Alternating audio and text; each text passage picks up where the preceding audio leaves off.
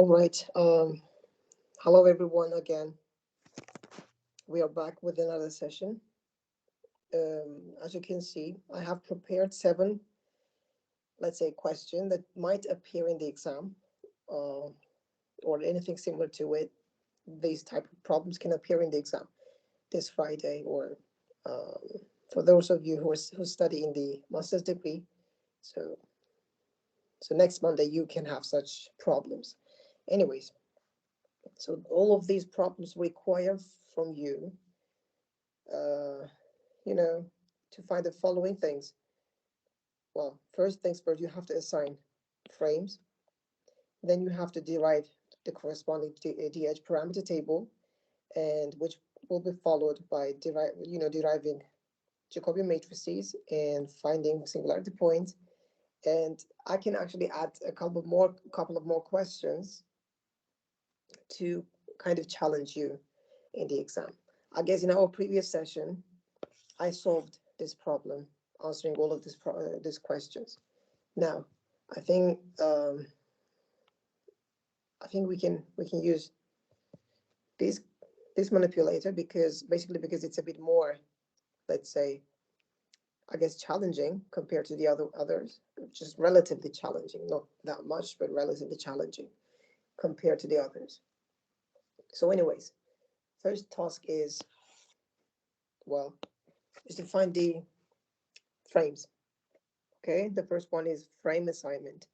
Now, luckily we are given the base frame, which is actually which can be considered as the frame corresponding to the first joint as well. If you remember, we usually take them together. All right, different literatures treat this problem differently. We basically take them or choose them together. So this is our base frame and the first joint frame. Okay. Okay, let's move on to the next one. Uh, well, well, uh, I have prismatic joint, right? I know that the z-axis or z1 axis should be in the direction of translation that that is generated by this prismatic joint, right? It can be either this direction or this direction. I prefer choosing this one. Okay, let's just choose this one. So this is z1, z1. What about x1? We have to remember that x1 should be perpendicular to z1, right, and z0. And at the same time, x1 should intersect z0 as well. Okay, so it can be either this direction, all right, or this direction. I prefer this one. Okay, this is my x1. As you can see, this is perpendicular to z1 is perpendicular to z0 as well, and the extension of x1 intersects the extension of z0 at this particular point. Okay, so which means that when we have to derive the DH parameter table, we will have to have need for this distance, this particular distance. Okay, I have forgotten to write it down. So let's say this is d1, d1. All right. Anyways, let me put it this way.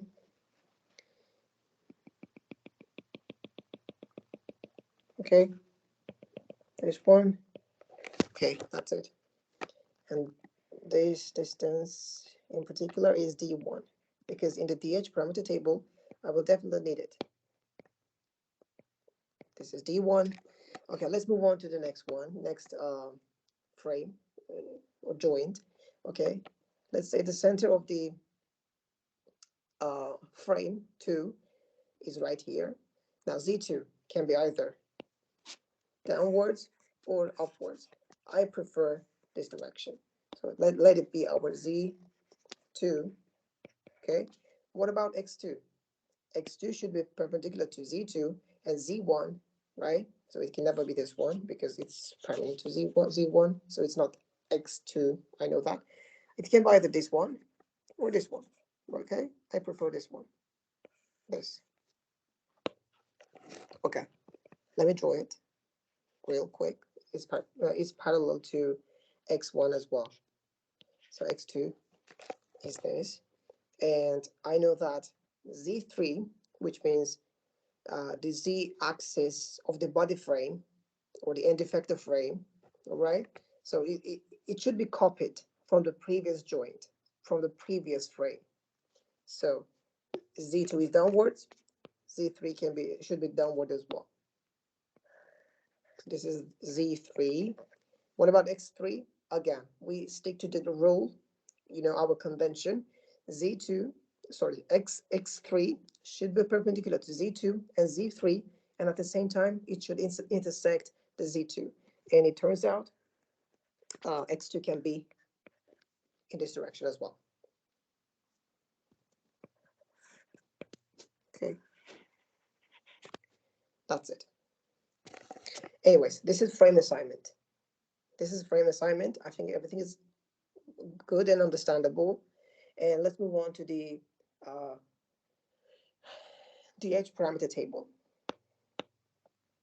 Okay, so we have 3 joints, which means that we are going to have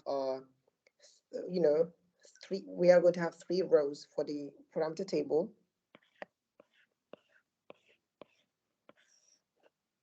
All right, so we've got i's here, 1, 2, 3 joint numbers, right? And we have thetas, we have d's, we have a's, and we have alphas. Now let's try to find theta 1. Theta 1. Well, theta 1, we see the revolute joint, right? Automatically, you can write this joint variable to the DH parameter table. But theta 1, right? This particular angle, okay? What does that mean? It means that just let's remind ourselves one more time. To fill in this table, we have to ask ourselves a set of different questions, right? For theta 1, you have to ask yourself this question. Around z0, how much you have to, like by what angle you have to rotate x0 so that it can align with x1.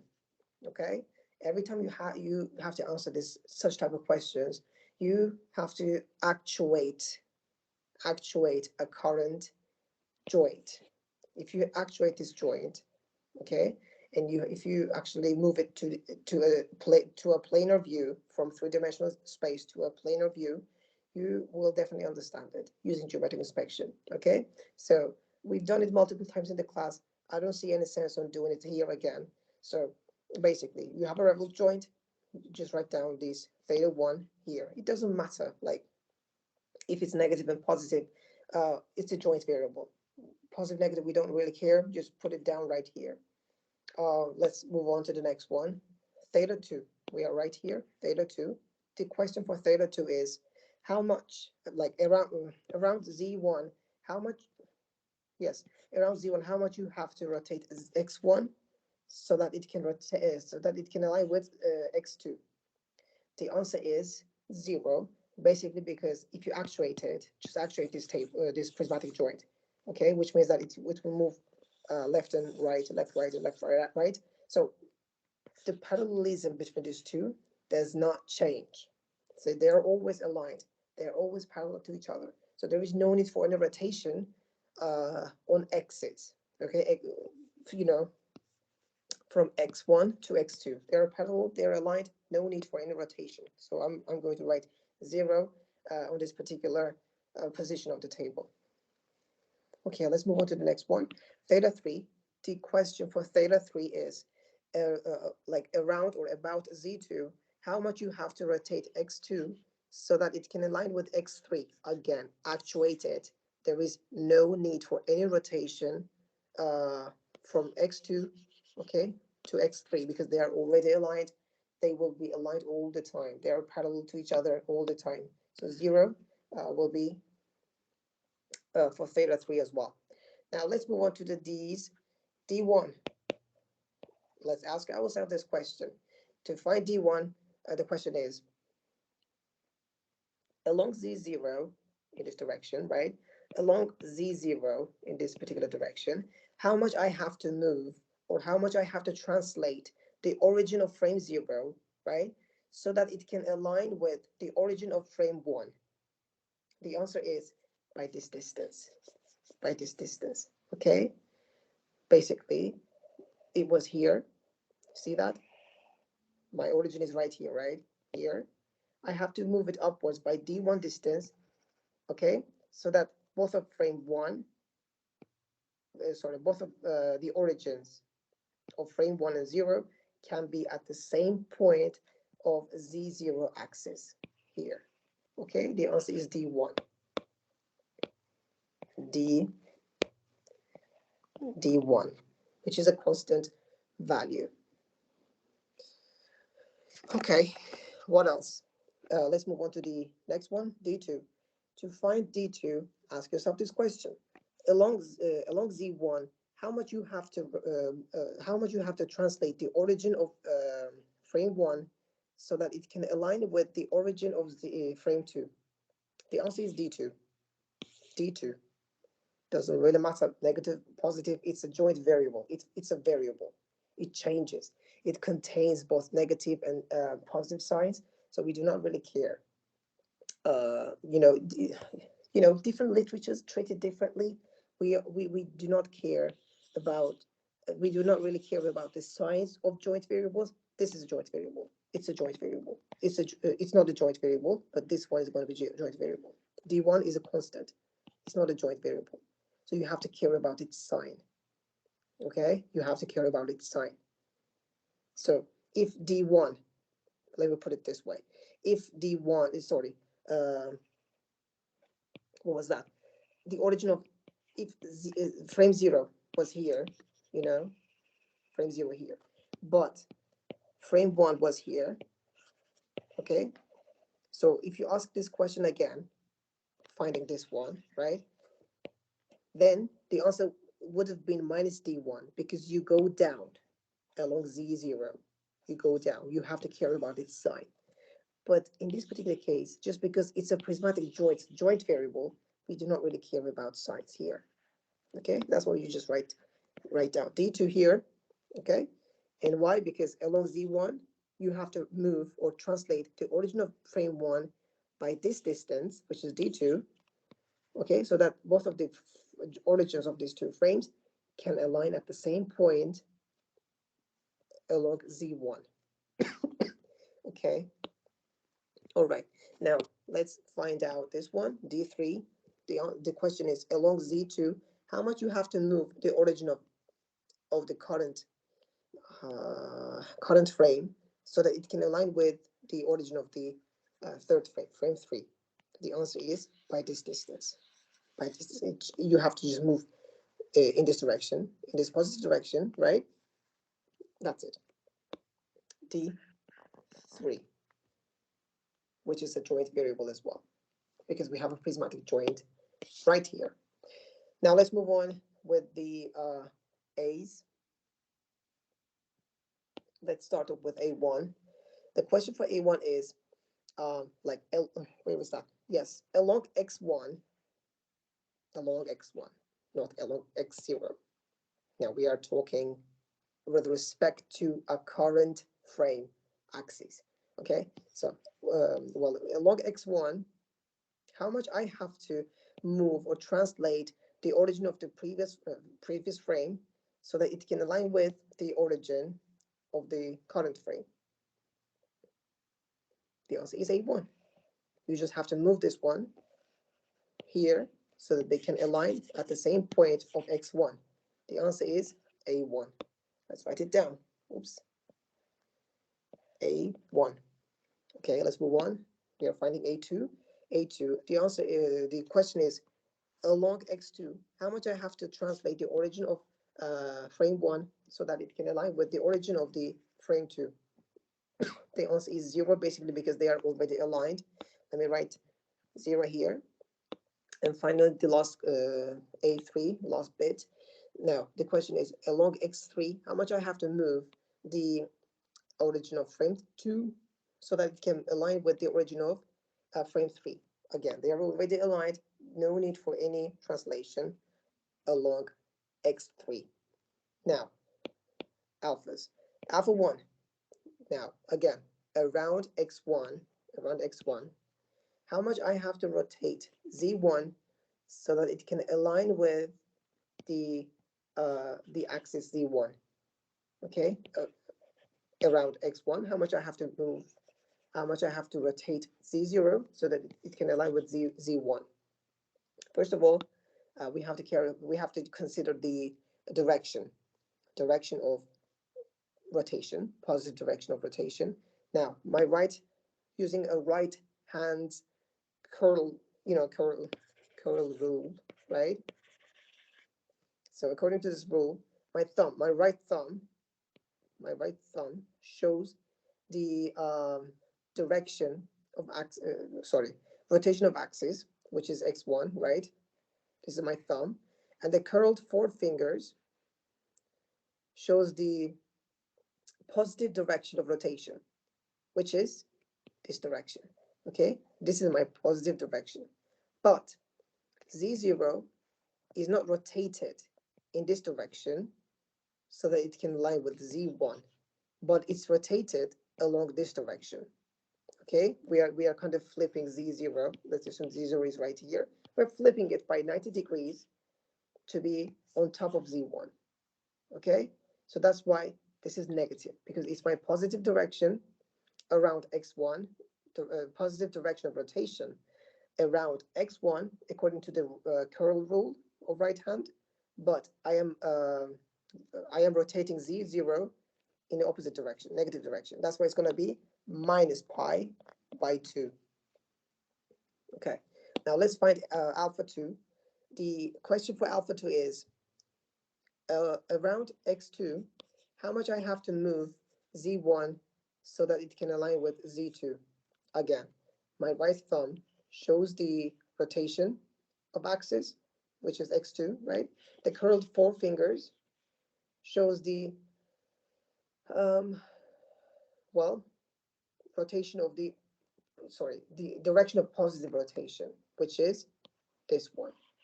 This is the positive rotation, just like x1, just like what happened with x1. So this is my positive rotation direction. Now we are basically flipping it in what direction? In this direction by 90 degrees so that it can align with z0, z2, right? So again, it's a negative pi by 2. Okay, negative pi by 2. And finally, to answer, to find out alpha 3, you have to ask yourself this question. Around or about x3, how much you have to rotate z2 so that it can align with z3? They're already aligned. They're already parallel to each other. That's why there is no need for any rotation around around x3. So I'm about to write 0 right here. Now this is the h parameter table from which you can you can actually find, or you solve any direct kinematic equation. You can use it for inverse kinematic problems. You can use it for Jacobian matrices and stuff like that. So such a great tool. Okay, now what was the third one? We've done this. We've done this one as well. Now deriving Jacobian matrices. Okay, we have to derive a Jacobian matrix for this particular what? Manipulator. Now, first of all, let's remind ourselves of what a Jacobian matrix is. Jacobian matrix is a 6 by n matrix that basically relates the joint velocities to the end effective velocity. Okay, this is what happens with um, Jacobian matrices. V is linear velocity of the end effector. Omega is the angular velocity of the end effector. And Jacobian matrix is a 6 by n matrix that combines or that relates the joint velocities with the end effective velocities. Okay. Now, what is n? N is the degrees of freedom, or the number of joints in a current manipulator at hand. We have 3 degrees of freedom because we have 3 joints. Okay. So our Jacobian matrix is going to be 6 by 3. 6 by 3. The size, the dimension of the Jacobian matrix is going to be 6 by 3. 6 rows, 3 columns. Now, each column corresponds to one joint. Let's see what type of joints we have. We have a revolute joint. We have a prismatic joint. We have a prismatic joint. Revolute, prismatic. Now, why? Because we know that for different type of joint, we have different set of equations that should be used for Jacobian matrices, right? For a revolute joint, the Jacobian matrix takes this form. Jacobian matrix takes this form, like Z I minus 1 cross product P minus P I minus 1, right? And here we have Z I minus 1. The first row shows the linear velocity elements. The second row basically shows the the last 3 rows of this particular matrix. Okay, shows the angular velocity elements of the, let's say, contributions, let's say angular velocity contributions of this particular revolute joint. But if the joint is prismatic joint, well, this is going to take a slightly different form. Zi minus 1 for the linear velocity components or contributions, and 0 for the angular velocity contributions. We know that prismatic joints do not contribute any rotations. That's why there is no angular velocity generated or affected by prismatic joints. I think that's it. Now, let's try to apply this knowledge to this manipulator. Again, it's going to be J consists of 2 parts, JP and JO. Linear velocity components and angular velocity components. So, and it's equal to, well, our Jacobian matrix will consist of 3 columns, 1 joint, joint number 3, 2, and joint number 3. Now, I'm going to apply this to this first joint, and the last 2 joints will take this form, okay? So I is 1, I is 2, and I is 3 for this third column. Now, okay, Zi minus 1, I'm talking about this one, because it's a revolute joint. This is a revolute joint. I is 1, instead of I can write 1, it becomes Z0 cross product P minus Pi minus 1, which is 0, and Zi minus 1 becomes Z0. I is 2 in this case. Remove this. Now, prismatic joint. Prismatic joint. Okay, what is that? Zi minus 1, 1 minus 1, sorry, 2 minus 1 becomes Z1, and 0 for the last 3 rows. And again, I is 3 in this case, Z2, and here we have 0 for the last 3 joints. Now, this is my Jacobian matrix formula, per se. Okay, now, what do we have? We have Z0 automatically. I know that Z0, wherever you have such a problem at hand, you have to write down Z0 is equal to 0, 0, 1. Of course, it doesn't appear out of the blue. There is a reason behind it. It's basic geometry.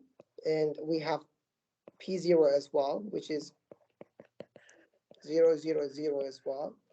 Now, but unfortunately, we don't have anything else. We don't know what is P, which is the position vector of this frame, or the origin of this frame, with respect to the base frame. We don't know it yet. So we will have to find this out as well. So it's a question. This is a question. We don't know what is Z1. We don't know what is Z2. Okay. So let's find them out. Let's determine them. But we have Z0 and P0s. Okay. Okay, let's try to find them. Let's start with Z1. Z1. Okay. This is Z1. When you are asked about finding a particular, let's say these are vectors. You can consider them as vectors. Okay. So Z1 is basically is a vector along Z1, right? It's a vector, and all you have to do is to find the projection of this vector along x0, y0, and z0. Okay, let me put it this way. So Z1 is Px, sorry, P1x, Z1x, Z1y, and Z1z, which means their projections along x0, y0, and z0 axes. Now, we cannot intuitively or without any detailed depiction, okay, of a planar view, we cannot do it. We cannot really randomly throw some, let's say, answers for Z1. We have to inspect it geometrically, okay, because the most challenging and the trickiest point in finding Z1, Z2, and the list goes on, right? The trickiest part is to find those vectors or their projections on the base frame when there is a revolute joint, okay? Because if angles comes into play, things become really, really messy, just like what happens here. Okay, so to answer this question, you have to have a look at this picture from some angle, a convenient angle. In our case, it's going to be a top view.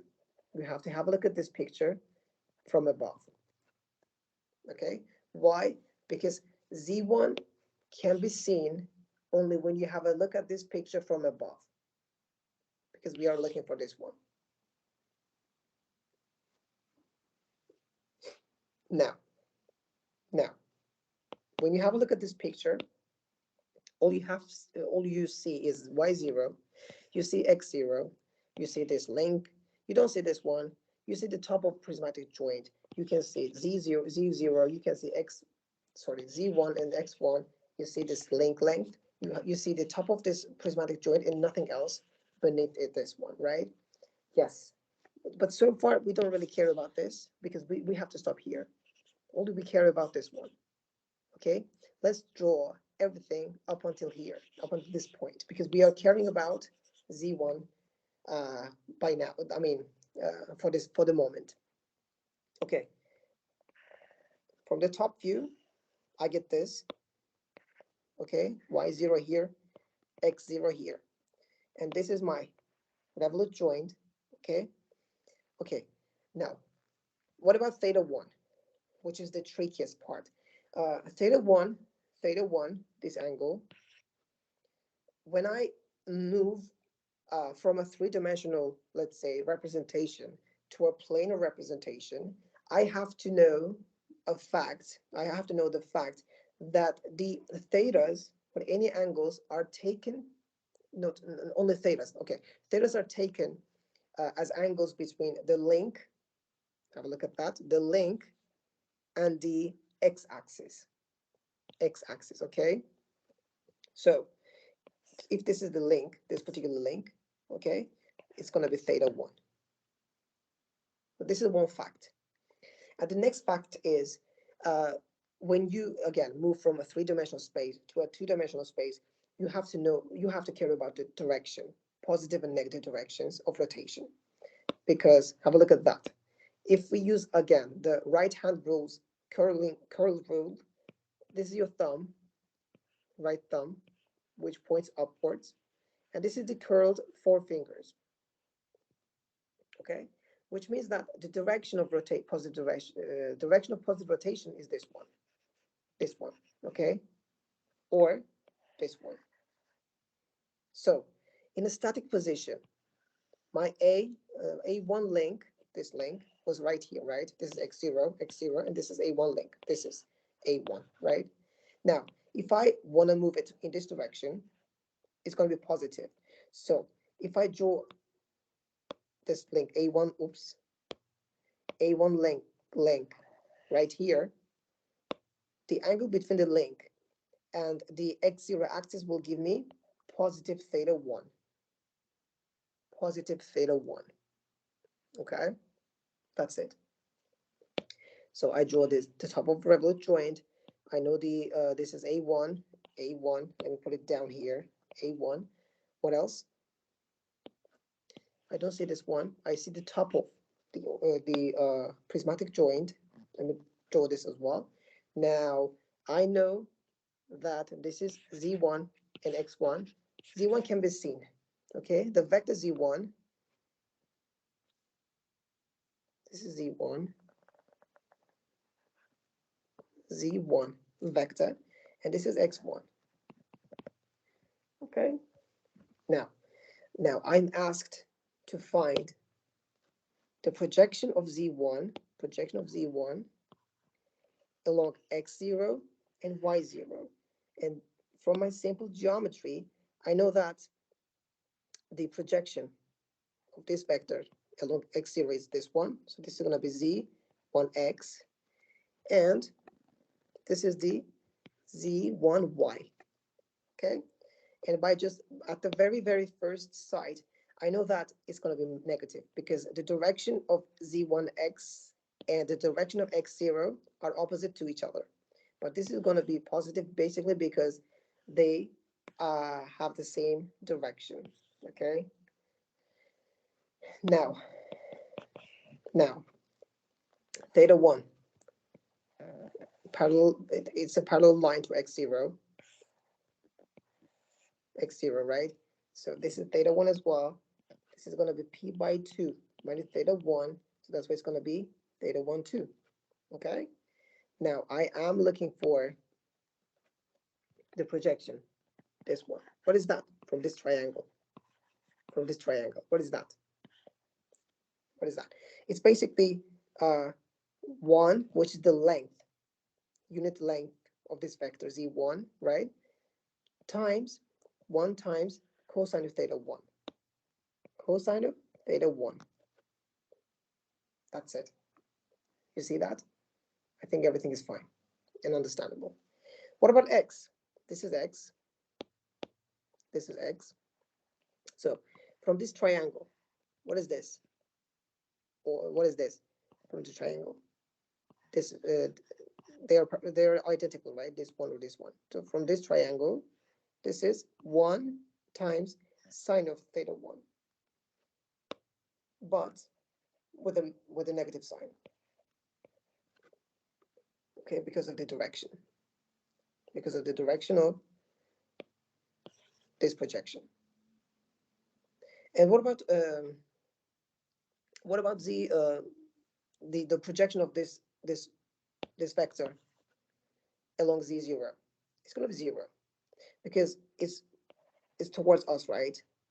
The z0 axis is towards us, and of course this vector cannot have any projection on this on an axis that is towards us. Okay, so that's why it's going to be 0. So this is z1. So we already found z1 2. Z1 is going to be what? We just found it. Minus sine of theta 1, cosine of theta 1, and 0. Okay, let's move on to the next one. What about z2? What about z2? Let's have a look. Z2. Okay, it's a good one. So by a very first sight, I can tell that it's going to be 0, 0, minus 1. Now, why? Because when you try to find things like that, you have to you in your imagination try to actuate every single joint. Actuate the level joint by giving an angle theta 1. Actuate this joint, prismatic joint, by giving a translation by d1, which means that you have to translate this unit, the prismatic joint, and this one, okay, back and forth, okay.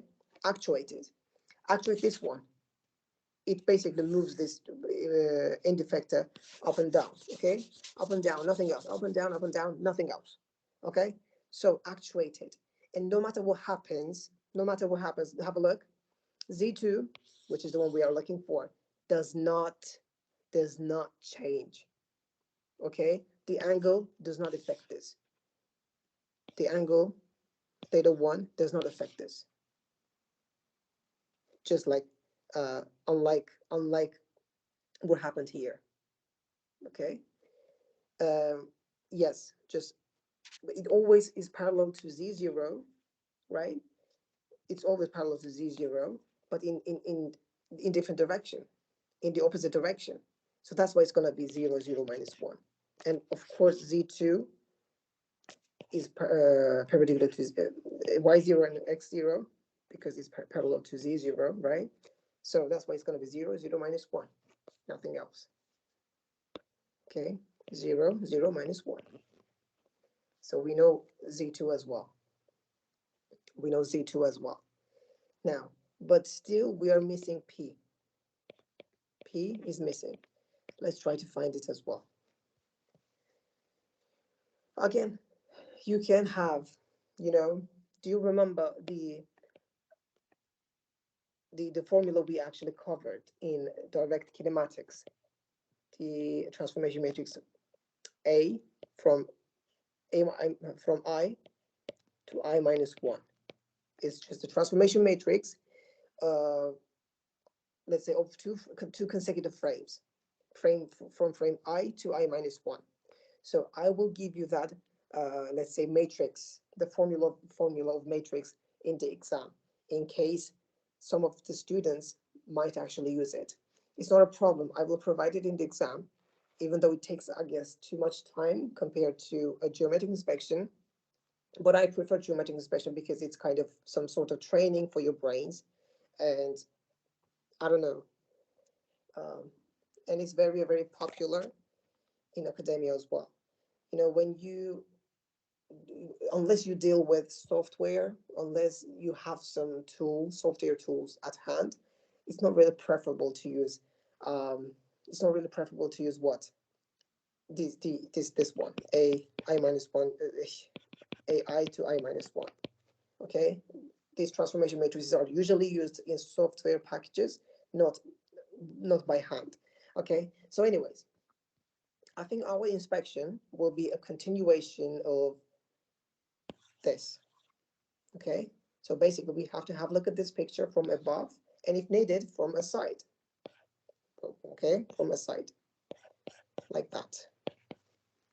Now let's continue this view, this angle. I have to I have to remove this part. Okay, I was here. I drew this. I drew it. I drew this. Now I cannot see it from above. I can see the top of it. Then I can see this D2. I can see the top of this prismatic joint, and I cannot see anything here, but I know that beneath this prismatic joint, there is the point I am looking for. I care for. Okay, so I was here. It's a prismatic joint. Okay, then I have the length, the link length D2. D2, what else? Yeah, that's it. That's it. And here is point P. Point P. So now all I have to care is this px, this py, and pz, which cannot be seen here, but at a different angle. Now px is the whole thing from this triangle, the whole length minus what? This length from this triangle. Okay, from this triangle. Yes.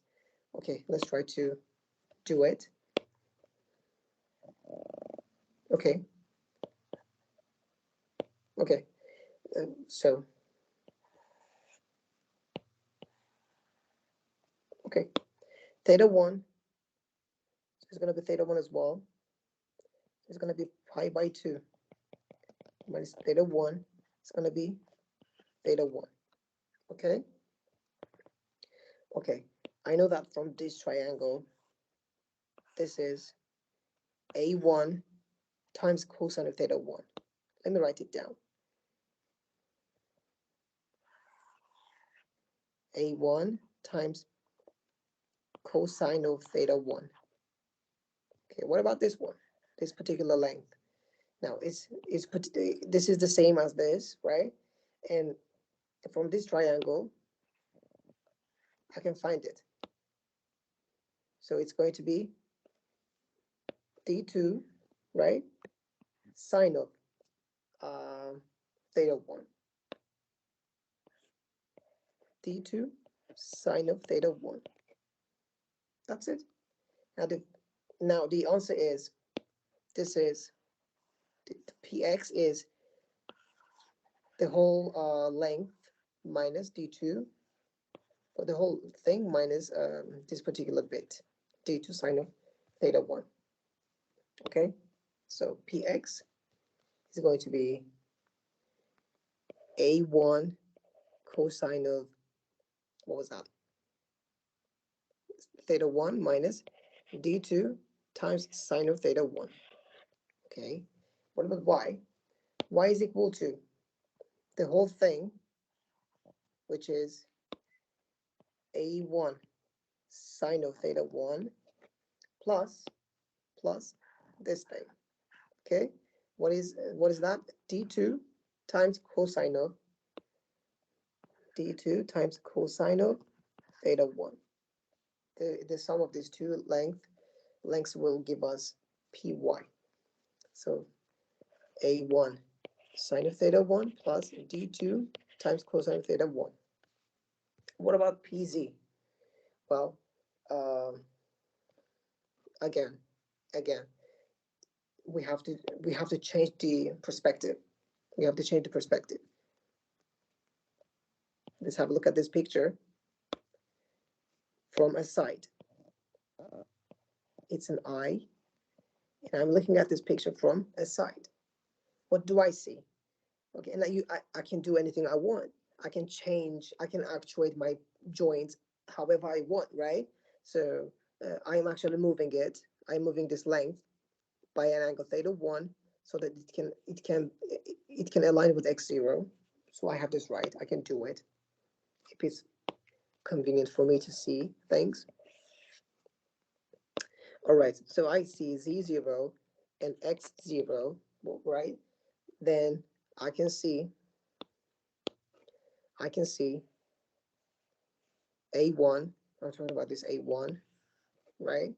Then I can see d1 right here. So my d1, okay. Then I have this prismatic joint, and I cannot see this part.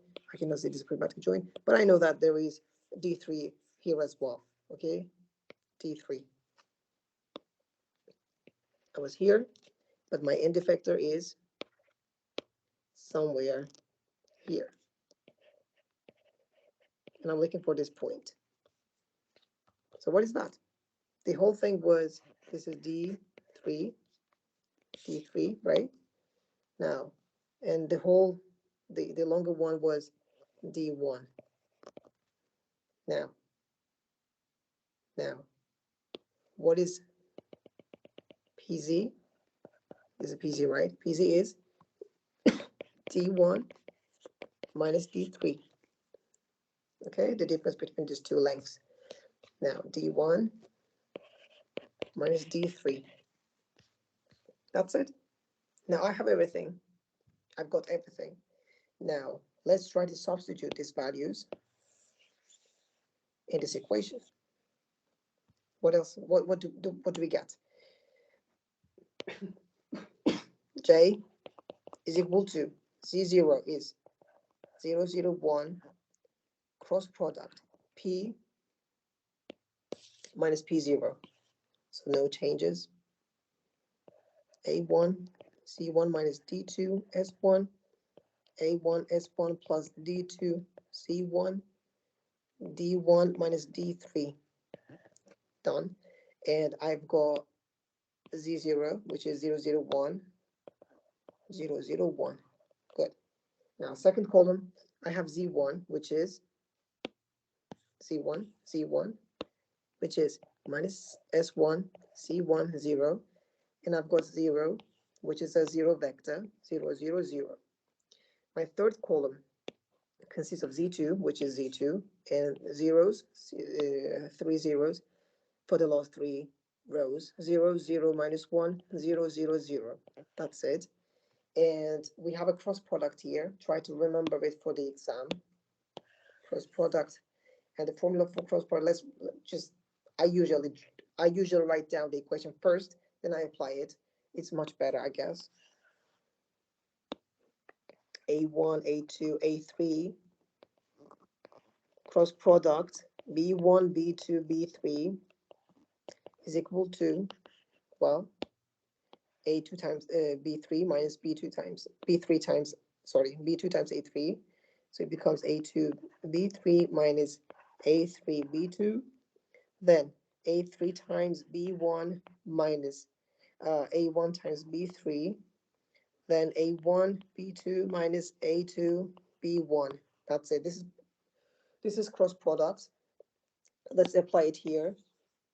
What do we get? We basically get, well, 0 minus, um, well, minus A1 S1 minus D2 C1. What else? A1 C1 minus D2 S1, I guess, yes, and 0 here, 0, 0, 1 for the last three rows, and the rest is obvious. 0, 0 minus 1, 0, 0, 0. That's it. This is my Jacobian matrix at the end of the day. All right. Now, I think that's it, right? Did I finish it? Yes, find this singularity points. Now, the the next let's say bullet point can I mean of question 4 will definitely ask you to find the singularity points of this manipulator. Okay, singularity point of this manipulator. Now let's try to find it. We know that we know that of course singularity points, well, relating the linear velocities. Okay, linear velocities only. We are not really taking this contribution into account. We'll just use this part, JP part. Okay, to find the singularity point, you have to use determinant of JP. Okay, and you have to equate it to 0. Okay, what is JP?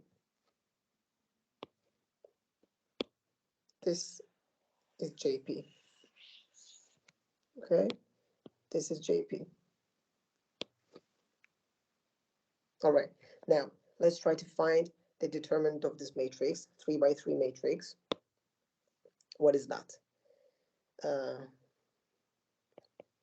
What is that? Well, I'll take this part, right? Okay. I'm sure that you can actually calculate the determinant of a square matrix. So I'm gonna take like zeros. Will definitely remove the terms, and minus 1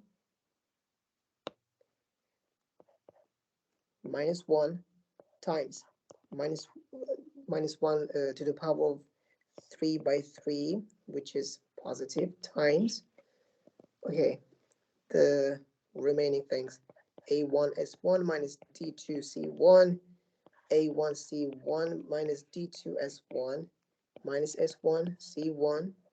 Okay, now we know that it's basically AD minus BC. Okay, this is minus 1, so it becomes, well, minus A1 S1 C1 minus D2 times C1 squared. Okay, minus and minus will become positive, I mean plus A1 S1 C1 minus, right, D2 S1 squared.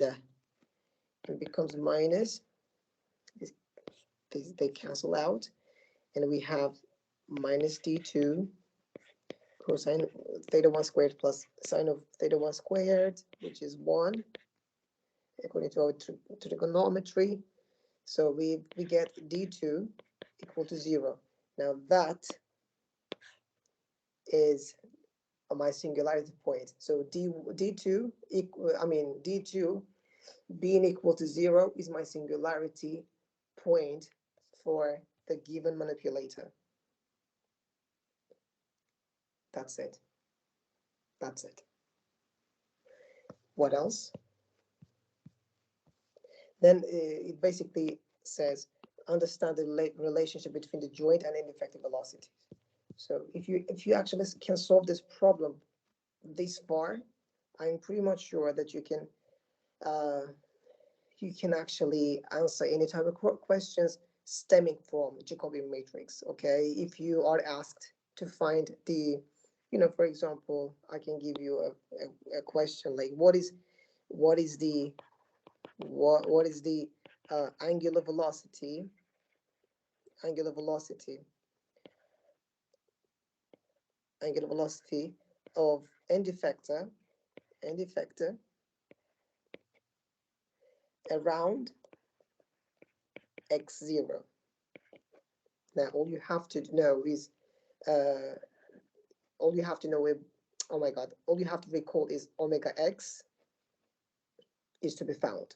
Okay, you have to find omega x. That's it. And omega x, the contributions of the Jacobi matrix for omega x is basically this one, 0, 0, 0. Okay, it will be multiplied.